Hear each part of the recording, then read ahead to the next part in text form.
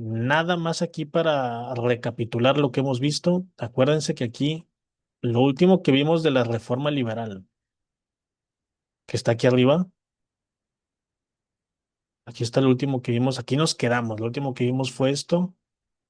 Estos planes que hizo Porfirio Díaz, por eso les decía que Porfirio aquí va a empezar a ser como que una persona más notable, ya era conocido. Acuérdense que don Porfirio era un general del ejército que estuvo peleando varias batallas, entre ellas esta batalla contra Puebla. Esta batalla en Puebla contra los franceses, ahí estuvo don Porfirio en esas batallas. Y acuérdense que él hizo dos planes. Acuérdense que uno fue el plan de la Noria contra la reelección de Benito Juárez, plan de la Noria, que es como que el que no llega mucho, es el que no es como que de alguna manera efectivo. Y el segundo fue el plan de Tuxtepec, que es el que hace contra la reelección de Lerdo de Tejada.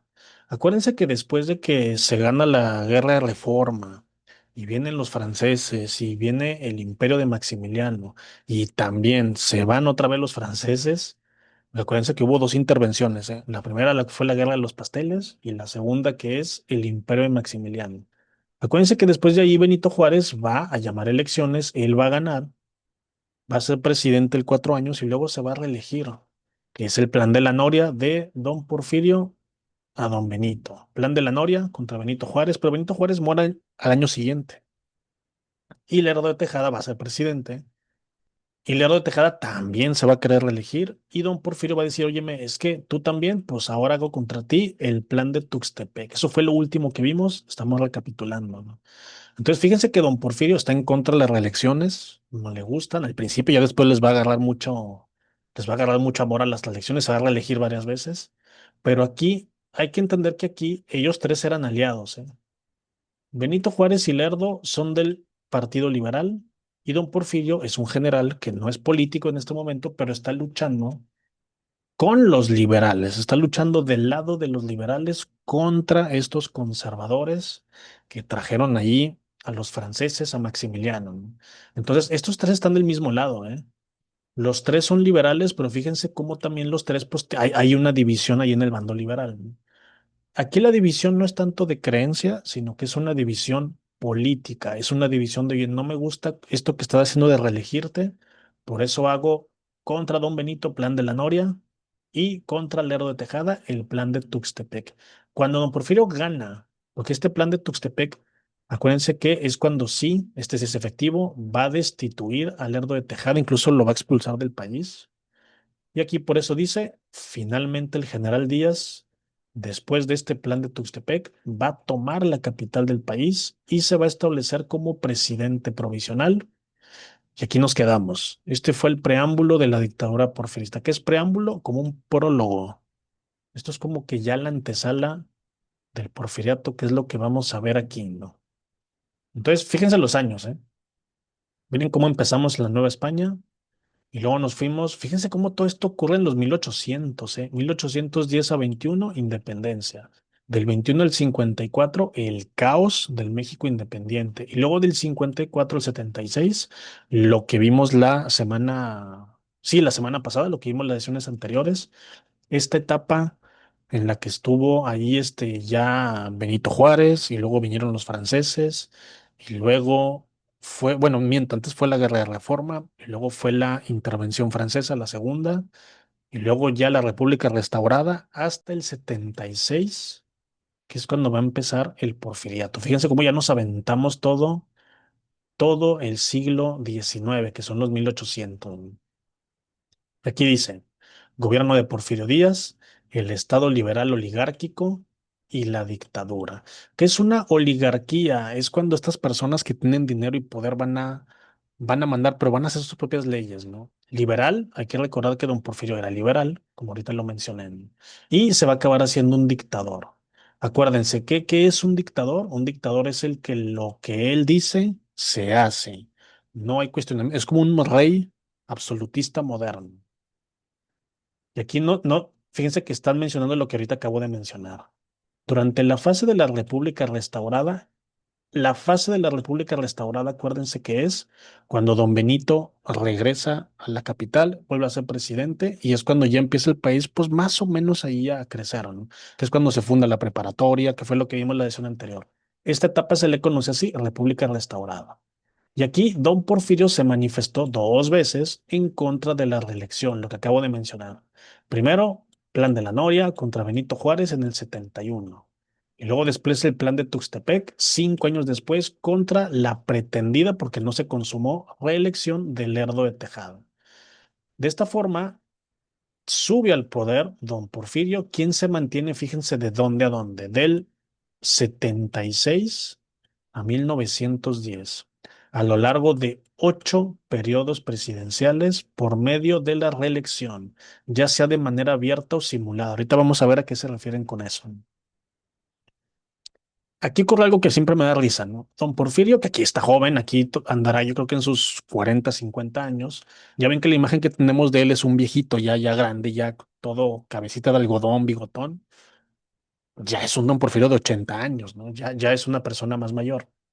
Aquí es un general, es un héroe de guerra que ha salvado a México varias veces. Pero es que aquí don Porfirio entendió una cosa. Antes de avanzar, sí quiero que haya un poco de contexto. Don Porfirio es un militar. En esta época, la milicia, o sea, ser militar es una carrera muy dura. Hoy también lo es, pero en esta época, acuérdense que estamos en los 1800. Entonces es una persona dura, es una persona de carácter ahí medio complicado, ¿no? Y don Porfirio, una vez que toma la presidencia, va a entender, hay una cosa que la va a entender y le va a quedar muy clara. Dijo, estos mexicanos, él es mexicano también, pero él dice, o sea, él se ve a sí mismo como parte de este conglomerado como este país, y dice, este país generalizando, o sea, hablando del mexicano promedio, dice, no saben estar en orden. Estos no saben mantener la paz. Don Porfirio lo dijo hasta el final de sus días. Él decía algo que en su momento a mí me molestaba, pero después con el tiempo dije, sí es cierto. En ese momento dijo, los mexicanos son como niños. Políticamente son como niños, no saben gobernarse, no han aprendido a hacerlo. Y cuando uno queda presidente y no les gusta, lo quitan. Y luego se pelean entre ellos. Entonces, a don Porfirio le va a quedar muy claro que si él no pone orden, el siguiente que van a quitar va a ser a él. El siguiente al que van a asesinar va a ser a él. El siguiente al que van a hacer un plan para quitarlo, como quitaron a todos los que hemos mencionado antes, que ya perdí la cuenta de cuántos han quitado con un plan, desde Iturbide hasta él que quitó ahí al Lerdo de Tejada. Siempre hay un grupo que se divide y todos quieren el poder y todos se andan matando entre sí. Y don Porfirio dijo, hay que acabar con esto, hay que terminar como que con esto, con estas peleas internas y hay que hacer que el país se una. Y como buen papá de esa época, porque don Porfirio se veía a sí mismo como una figura paterna y él veía a los mexicanos como niños a los que él tenía que educar, ¿no? Es bueno y es malo, ¿eh? Por una y por otra cosa. Entonces él dijo, pues la única manera de educar a estos niños que no entienden es claro que sí, a puro chingadazo, ¿no? A puro golpe. Hay que educarlo nada más de esa forma. Entonces, por eso su gobierno va a ser un gobierno muy duro, económicamente muy efectivo, eh, industrialmente muy bueno, pero socialmente un desastre. O sea, don Porfirio era como un papá que te pegaba y te daba tus fregados, pero no te decía por qué. Entonces, ¿cómo le va a hacer don Porfirio para mantener este orden si el periodo nada más dura 4 años? En esta época, acuérdense que el periodo dura él es el que va a hacer que sea de 6, pero aquí dura nada más 4 años. Sabe que en esos 4 años no puede haber mucho cambio, tiene que hacer un cambio cultural y dice, a ver, no me puedo reelegir porque llevo 10 años luchando contra la reelección. Se la hice de tos a don Benito porque se religió y se la hice también de bronca a Lerdo de Tejada porque se religió. Pues con qué cara voy a venir yo a reelegirme, ¿no? Al principio como que con penita, ¿no? Ya después se le va a quitar. Pero al principio, por eso aquí dice, tras su primer periodo, que fue de 4 años, del 77 al 81 termina, y don Porfirio cuando termina, aquí no dice, pero lo que sucede es que él dice, ¿qué hago? Necesito seguir siendo presidente para que este cambio se siga dando, pero pues no me puedo reelegir. ¿Qué va a hacer?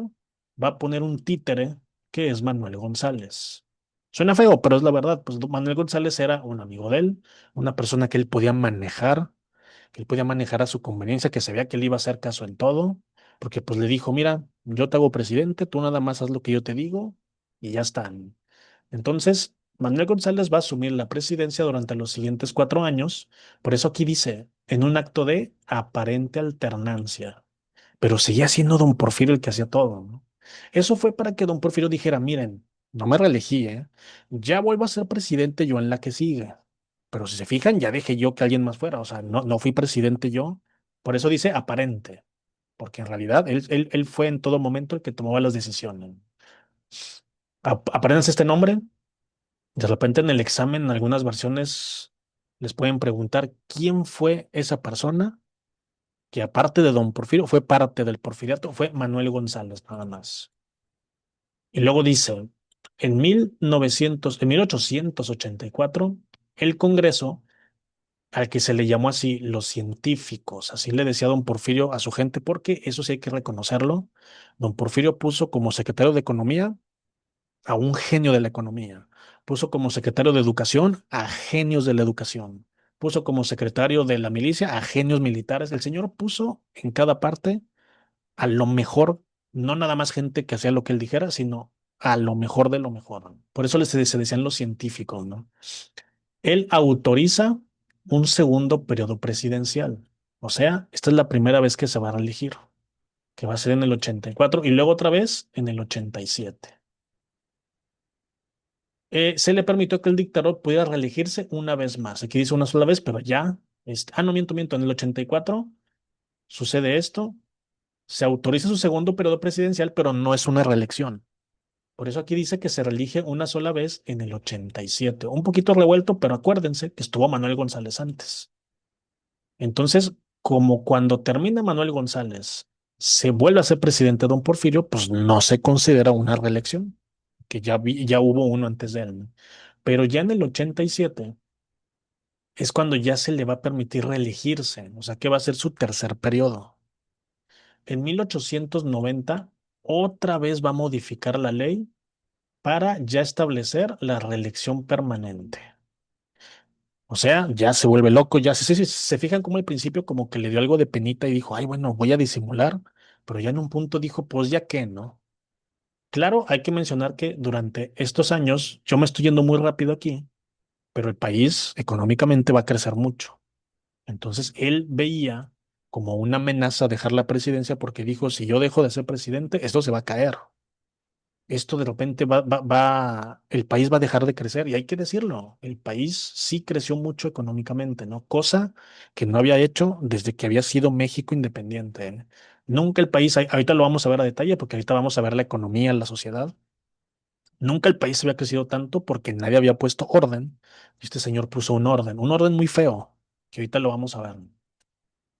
Y todavía en 1904, aquí es donde sucede lo que la vez pasada alguien me contestó, se ajustó el periodo presidencial de 4 a 6 años.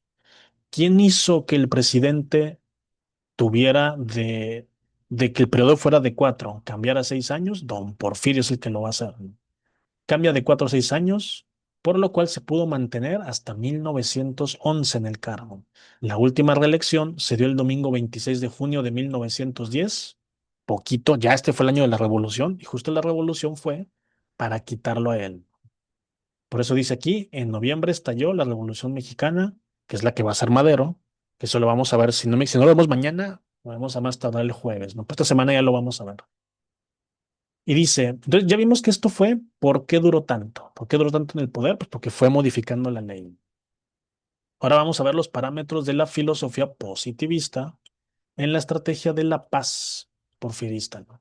Acuérdense que el positivismo, ya lo hemos visto algunas veces, no es ser positivo, acuérdense. No suena como que a una persona ahí dando motivación, no, no.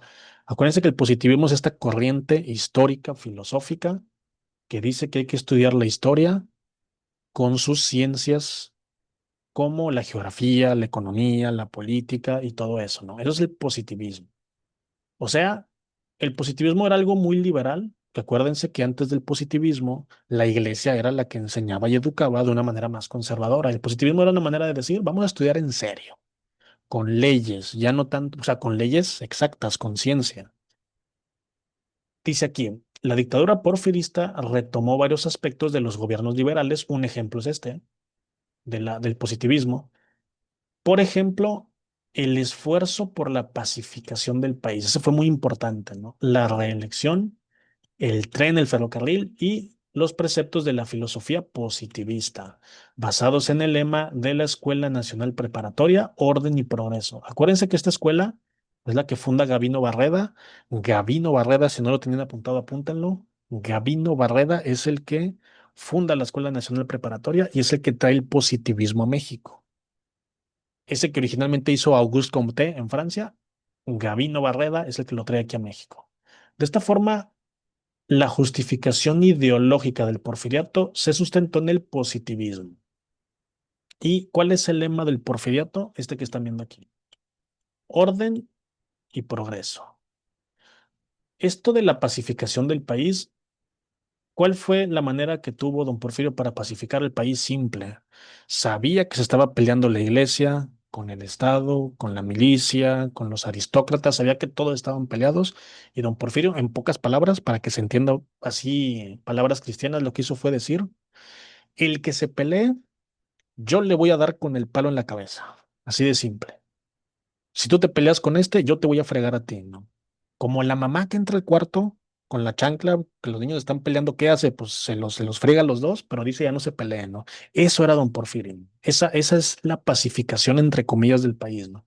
Es una pacificación muy, ¿cómo se dice? Muy represiva. Es muy represiva, es muy dura, pero don Porfirio decía, no hay de otra. Estos son como niños que no entienden con palabras, pues va a tener que ser a fregazos, ¿no? ¿Qué es el orden? Estrategia política dictatorial para garantizar la estabilidad. O sea, chanclazo al que no me haga caso. ¿Qué es el progreso? Estrategia económica con base en el capital foráneo. ¿Qué es el capital foráneo? Extranjero. De fuera. Acuérdense que foráneo quiere decir de fuera. Don Porfirio entiende también económicamente que el país está en la ruina, lleva en la ruina décadas desde que es independiente, el país está económicamente quebrado, ni don Benito ni Lerdo de Tejada lo pudieron así como que levantar. Don Benito y Lerdo de Tejada hicieron algo muy bueno, que fue estabilizar, pero el país seguía siendo económicamente, estaba en la ruina, ¿no?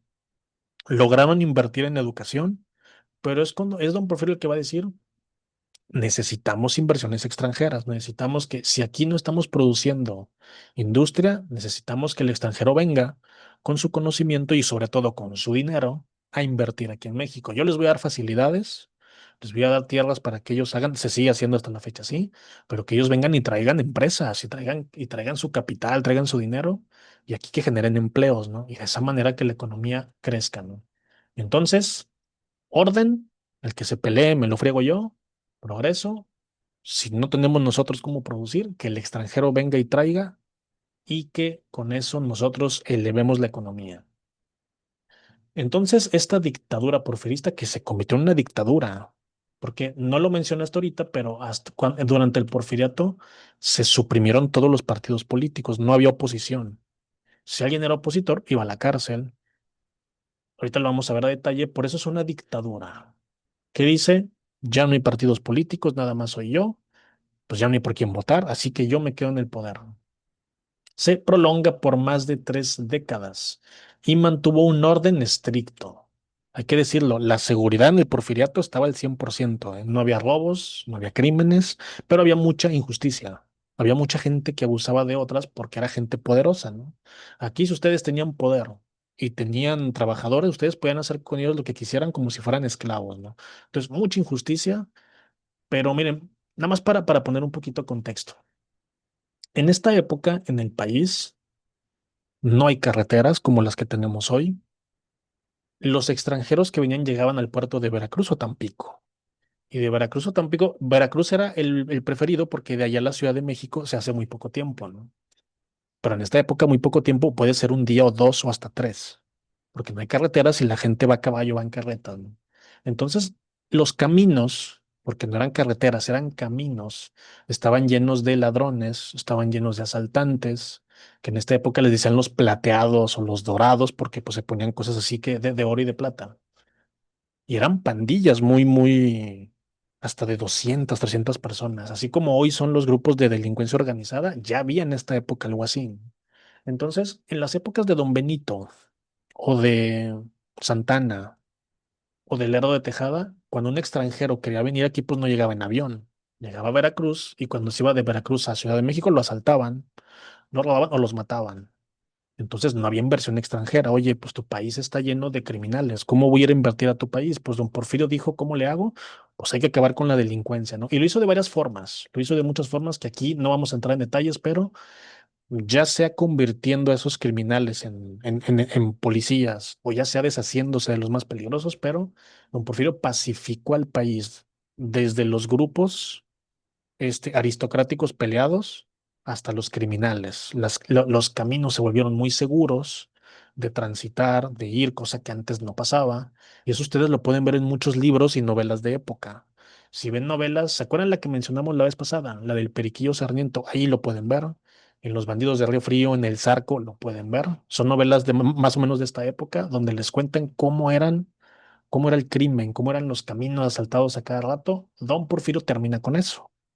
Y al terminar con esto, al volver al país un lugar relativamente seguro, pues hace que venga ahora sí toda esa inversión extranjera, ¿no? Mira, México es un país muy tranquilo, es muy seguro, ¿no? Entonces, por eso, a eso se refiere con este orden estricto. Y esto se le conoció como la paz porfirista. Sí lo era, pero como dije, era una paz que no es tanto una paz, no era una paz armoniosa, era una paz obligada. Por eso dice, es una sólida estrategia de poder implementada por el dictador. Como les dije, aquí tengo un garrote, el que se me porte mal, le doy con él. Díaz, con base en tres grandes columnas, que son las de aquí abajo,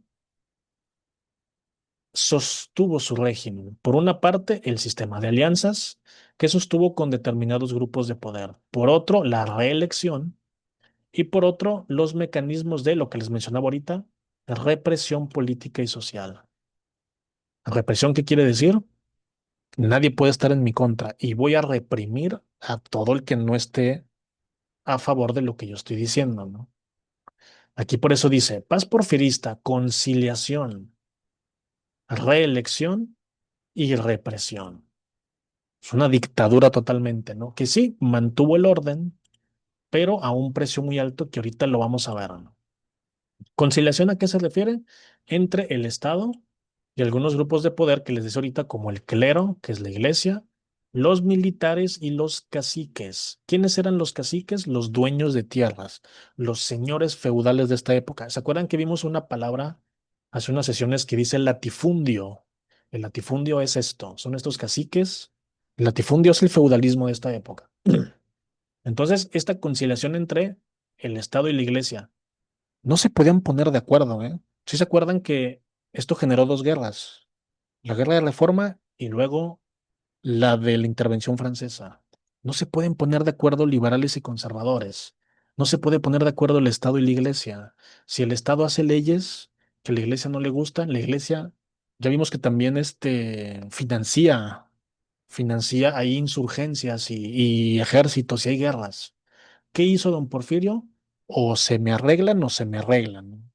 Como los hermanitos que dice, o se dan la mano y se hacen amigos, o me voy a fregar al que dé problemas, ¿no? Entonces, a la fuerza se tuvieron que alinear todos, ¿no? Militares, caciques, dueños de tierras, la iglesia y el Estado. Nadie está peleado con nadie. Claro, todos se odiaban, ¿eh?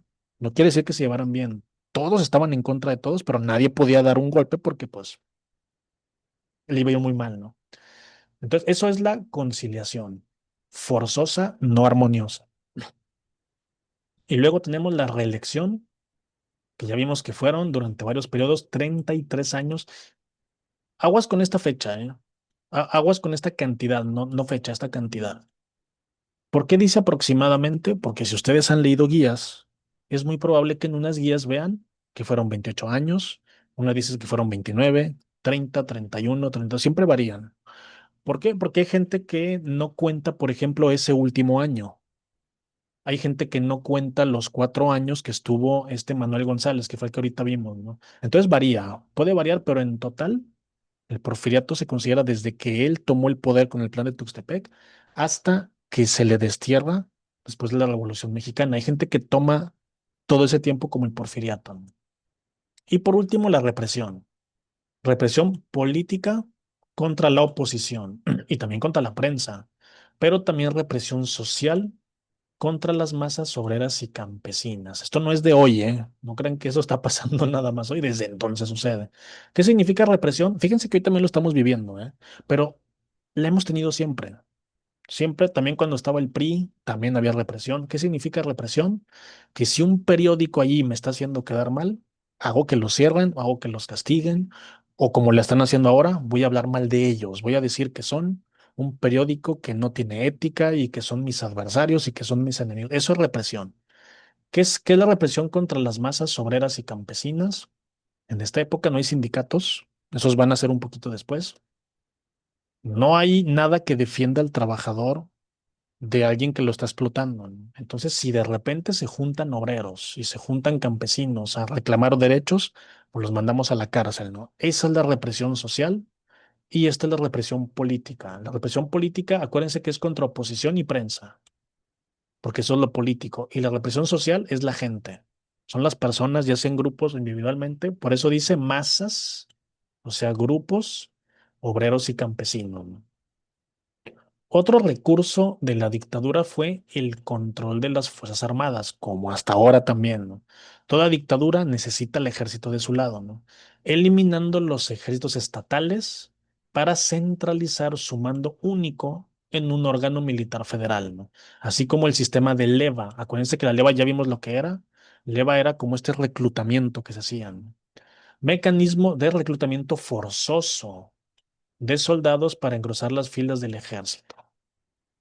¿Sí se acuerdan que les conté que cuando un ejército marchaba de un lugar a otro, a veces en el camino, pues donde comían, de repente si veían ahí chavos o señores que decían, ah, mira, este se ve bueno para empuñar un fusil, simplemente le ponían un uniforme y órale, te sumas a las filas del ejército, ¿no?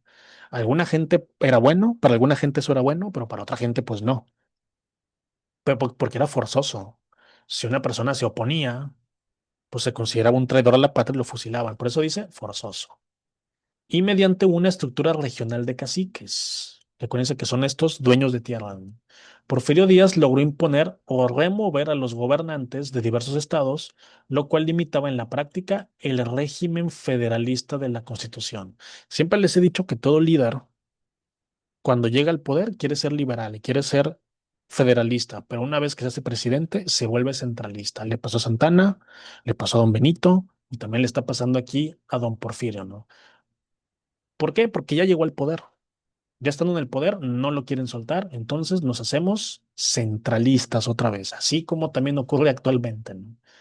Y vámonos a esta pregunta, dice, con base en tres grandes columnas, que fueron las que vimos arriba, el dictador sostuvo su régimen en las alianzas, en la reelección y en la represión. A esta estrategia se le conoce como, ¿quién de ustedes se acuerda? ¿Quién me lo dice o quién me lo escribe? ¿Es la República Restaurada, la Paz Porfirista, el Segundo Imperio o el Milagro Mexicano? Este no es porque apenas lo vamos a ver. Yo creo que lo vamos a ver en unas cuantas sesiones más. ¿Cómo se le conoce esto que acabamos de ver? Aquí es una pregunta que nos están haciendo. Ya ven que a veces hacemos cuestionario, ¿no? La República Restaurada no es. Acuérdense que esta es la de Benito Juárez. Es la que Benito Juárez va a restaurar después de que se va Maximiliano. El Segundo Imperio tampoco es porque es el de Maximiliano. Acuérdense que esto se le conoce como la paz porfirista. Es la paz porfirista. Estos tres grupos, dice Mari, es la C, es correcto. Es la paz porfirista. Acuérdense de este cuadro que está aquí, ¿eh? Es irónico, es algo que en realidad no es, bueno, es que sí es una paz, pero como les digo, no es una paz armoniosa, no es una paz bonita. Hay paz fea también como esta, ¿no? Pero al final del día, pues es una paz, ¿no? Por eso aquí dice. El régimen porfirista fue una dictadura oligárquica que justificó la reelección y la represión, con el lema orden y progreso. Entonces, por eso dice respuesta correcta, inciso C. Vamos a ver aspectos sociales, económicos y culturales. Pero esto lo vamos a ver ahorita. Vamos a tomarnos una pausita, vamos a tomarnos unos minutos. Ahorita les voy a mandar otro enlace. No sé si hay alguna duda antes de... Siempre, para quienes no sepan, yo tomo un receso más o menos como de unos 5 minutos. 5 minutos para que se despejen un poquito, para que no se me duerman. Estos temas son tediosos, son aburridos, por eso sociales todo el mundo la anda dejando pendiente en los exámenes, pero si la vemos así poco a poco, la intención es hacer contexto. Sociales es imposible, siempre lo digo, esta materia es imposible de pasar si nos queremos aprender todo de memoria y es el error que mucha gente comete. ¿Quiere leer esta guía? ¿Cómo me aprendo de memoria todo? Es imposible. Y esto es nada más una parte. ¿Cómo me aprendo esto más las unidades que vimos antes?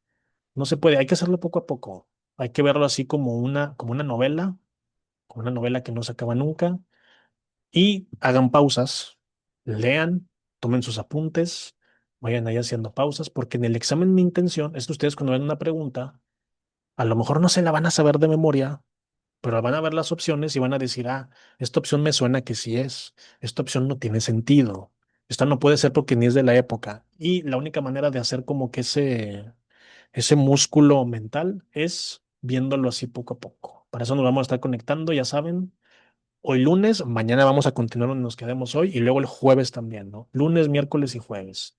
Entonces, bueno, ahorita regresando vamos a ver aspectos económicos, sociales y culturales, porque hubo cosas buenas y malas, ¿eh? Ahorita las vamos a ver a detalle. Entonces, ahorita vamos a tomarnos unos minutos y ahorita les mando el enlace. Ahorita les voy a mandar otro enlace.